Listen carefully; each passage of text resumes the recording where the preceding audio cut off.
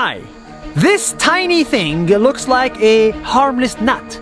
But if you try to eat this nut, if you try to peel it, add a mustard seed to it, add lime to it, and put it in your mouth, it will taste sour, it will turn your mouth red, and once you spit, it will wake you up with energy and get you high. This is the betel nut. It's something I've seen all around the world. In Maldives, India, Myanmar, and Pakistan. But here in Papua New Guinea, I'm not exaggerating when I say that it's everywhere. But at what cost? Just like smoking, betel nut is proven to cause cancer, disease, and addiction.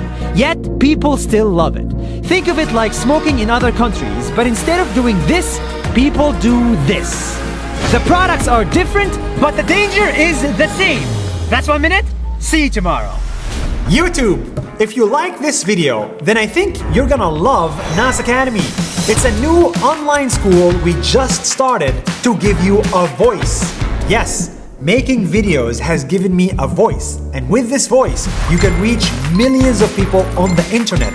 Tell them stories that you care about and actually change their opinion. This skill of making videos changed my life, and I think it can change yours.